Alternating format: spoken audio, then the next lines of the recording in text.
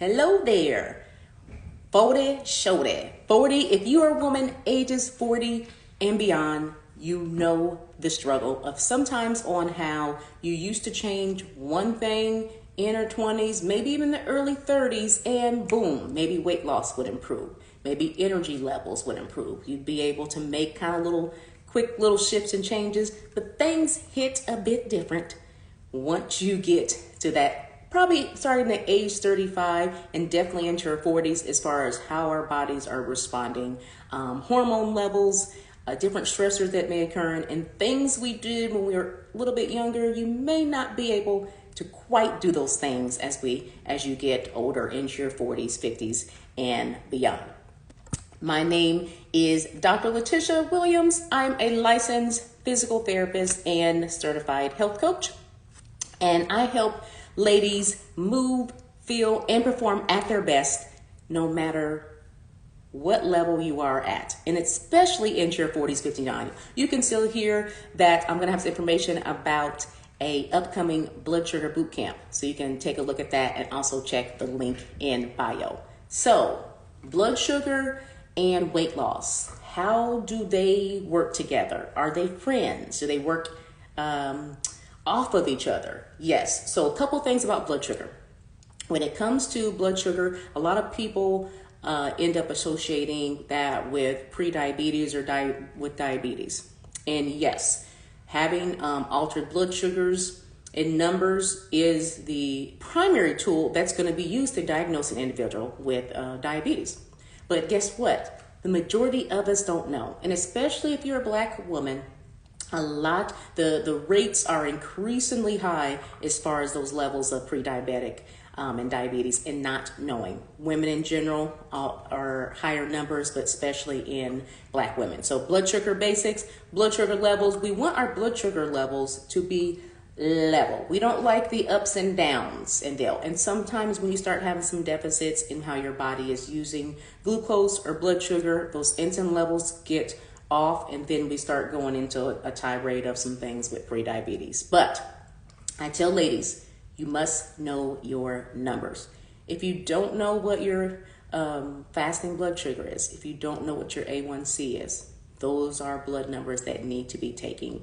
If once a year isn't enough, the doctor telling you your blood work is fine, it's not enough, because you could be right on the border of having some issues with heart disease. Your thyroid or hormone levels could be off, as well as those blood sugar numbers. And those are things that I'm looking at when I'm working with clients that are trying to figure out, they're of a certain age and trying to figure out what's going on as far as them being able to meet their weight loss, energy, fitness, and overall wellness goals. Because to me, wellness is not about what a number is on a scale.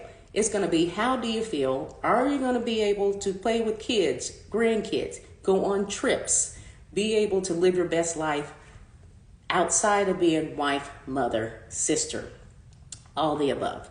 So 3 things that people end up getting, or 3 things to think about when it's time to make those shifts and changes in or trying to figure out that interaction between blood sugar and weight loss. So a lot of times the primary go-to is cardio. A lot of ladies cardio themselves to death. They say, oh, I'm working out 6 days a week. I'm going to the gym. And I ask, what are you doing at the gym? Well, I go on the elliptical for 15 minutes and I get on the treadmill for 30 minutes and then I do abs and then I'm done.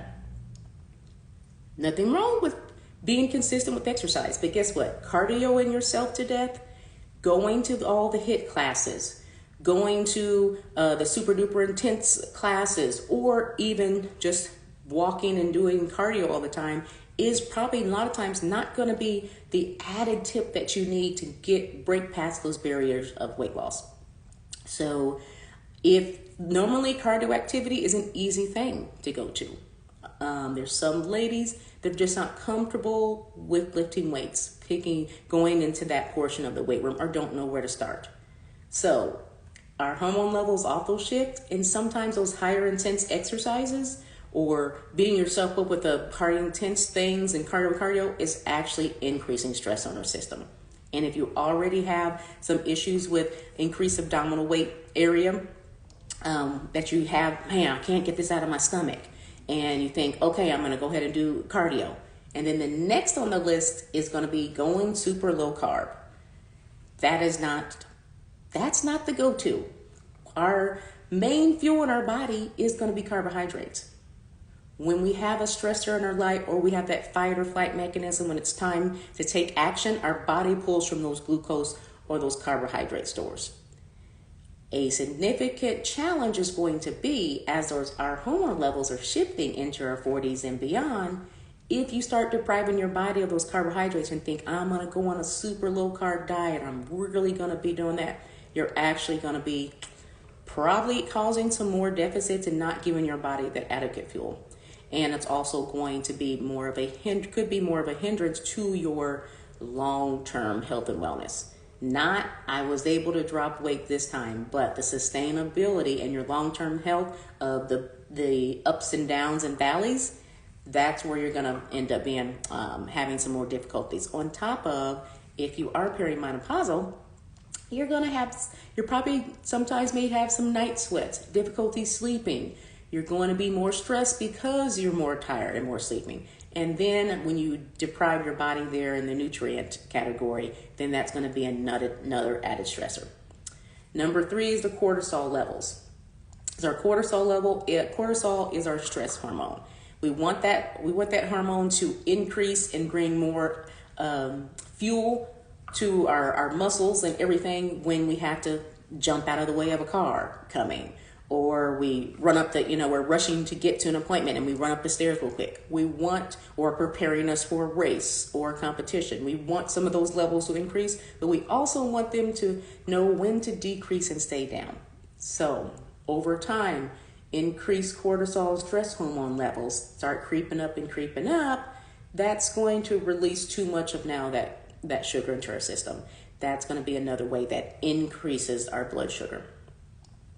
Chronically over time, that's another indicator that's going to be a deficit as far as us being able to lose adequate weight. So 3 things to be aware of, and that you might need to go ahead and start making some shifts in some of those things. Cardio and yourself to death isn't the answer. Super low carb is not going to be the answer, as well as being mindful that cortisol levels are going to be affected by both of those things in the way our growth and our development into our better years and beyond. Then those are indicators to think about when you're looking at, why am I not seeing a shift or change? Why do I still feel sluggish? Why are my energy levels off? I implore you to get and know your numbers. And if you got your numbers and you don't know how to interpret them, or you don't know where to start in your journey, then definitely feel free to reach out. You have information here you can see, link in bio. I'm going to be starting another round of my blood sugar boot camp, which is a 6-week program, virtual online program that has weekly live trainings in that group setting that's going to look at those factors that may be contributors to what you need to do as far as movement-wise. What do you need about your stress, your hydration, nutrition, putting all the pieces together so that you can see those minimal changes, those good changes in blood sugar, weight reduction, as well as decreasing inflammation. More information about this next group, which will be starting here soon, check the link in bio. Also drop any comments, concerns, or questions you have down in the comments, or go ahead and hit reply or send me an email as well. All right, ladies, go forth so that you not only survive, but you thrive into your 40s, 50s, and beyond.